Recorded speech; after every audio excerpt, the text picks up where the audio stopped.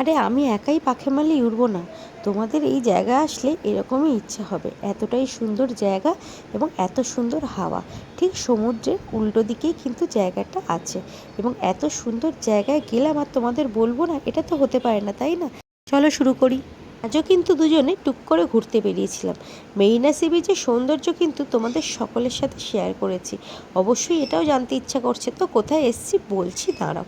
আজকে আমরা গেছিলাম এমজিআর এবং আম্মা মেমোরিয়ালে, যেটা তোমরা অনেকেই নামটা শুনেছ এবং যেটা সি বিচের একদম কিন্তু গায়ে অবস্থিত।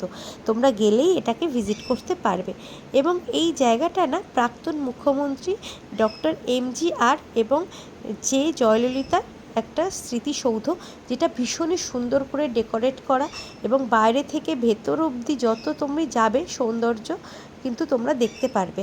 তোমরা এখানে দেখতে পাচ্ছ একটা পদ্মের মতো যেটা মানে স্ট্রাকচার করা আছে, ওটা কিন্তু ডক্টর এমজিআরের সমাধিস্থল।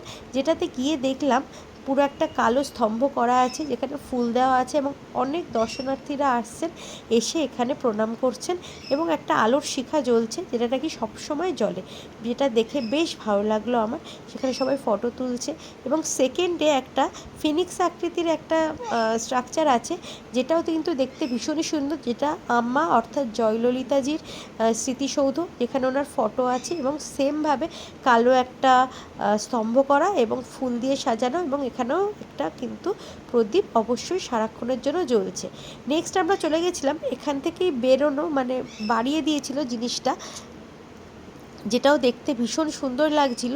এটা আবার একটু অন্য নামে পরিচিত, যেটাকে উনিও নাকি তামিলনাড়ুর প্রাক্তন মুখ্যমন্ত্রী ছিলেন, এম করুণানিধি বলে যিনি আছেন, ওনার একটা সমাধিস্থল। এবং যেটা শুধু সমাধিস্থল নয়, তার অনেক জিনিস নিয়ে এখানটা জায়গাটা তৈরি হয়েছে এবং অনেকটা বড় এরিয়া, একটা জাদুঘর আছে, একটা লাইব্রেরি আছে, একটা সেলফি তোলার একটা সুন্দর জায়গা আছে, যেগুলো আমরা দেখতে পাইনি, কিন্তু ভীষণ সুন্দর। এবং আমি সাজেস্ট করব তোমরা যারা যাবে জায়গাটাতে, দিনের বেলা বিকালবেলার দিকে, যেখানে রোদ কম, বিকালবেলার দিকে ভিজিট করার চেষ্টা করবে, কষ্টও কম হবে এবং সুন্দর করে জিনিসটাকে দেখতে পারবে। কারণ সন্ধেবেলা শুধু আলো এবং জায়গাগুলো দেখতে পেরেছি এবং অন্যান্য জিনিসগুলো কিন্তু আমরা মিস করে গেছি।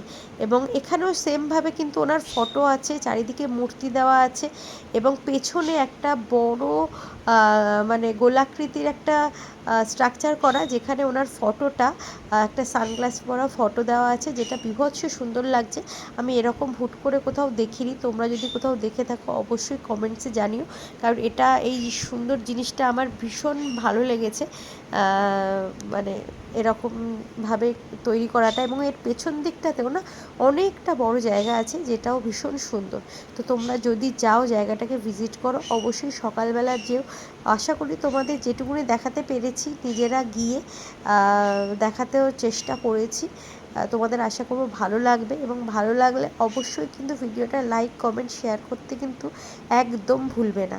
আর কি বললাম, অবশ্যই দিনের বেলা ভিজিট করার চেষ্টা করবে, কারণ আমরা টাইম ছিল না, আমরা ডাক্তার দেখাতে গেছিলাম, তো একটু একটু টাইম পেতে আমরা একদিন সি বিচ ঘুরেছি, যেদিন সি বিচে প্রচুর ভিড় ছিল, কারণ আমরা সানডেতে গেছি এবং পড়েছিলাম সানডেতে নাকি প্রচুর ভিড় হয় এবং সত্যিই প্রচুর ভিড় হয়, মানে একজনের পাশ থেকে অন্যজন বলতে পারছিলাম না, এতটা ভিড় হয়েছিল। তো ওখান থেকে আমরা সেদিন আর এই দুটোতে ঢুকিনি, ঢোকার সাহস করিনি, কারণ অসম্ভব ভিড় ছিল। তারপর একদিন পরে পুরো ডাক্তার দেখিয়ে আমরা খুব টায়ার্ড হয়ে পড়লাম, ভাবলাম যে একটু ঘুরে আসি কাছাকাছি। তো ওই বললো যে আমরা তো সমুদ্রে গেছি, কিন্তু পাশের ওই দুটো জায়গায় তো আন্না মেমোরিয়ালে তো ঘুরিনি, চল ওখানেই ঘুরে আসি, কারণ সন্ধ্যেবেলা অন্যান্য জায়গা মন্দিরগুলো সব বন্ধ হয়ে গেছে। তো আমরা বেরিয়ে পড়লাম এবং অবশ্যই এখানে জানিয়ে রাখি যে অটোতে কিন্তু উঠলেই 200 টাকা এবং অনলাইন বুক করলে 130-40 এরকম দেখায়। তো বেশি দূর না। অবশ্যই ভিডিওটা ভালো লাগলে লাইক করে দিও।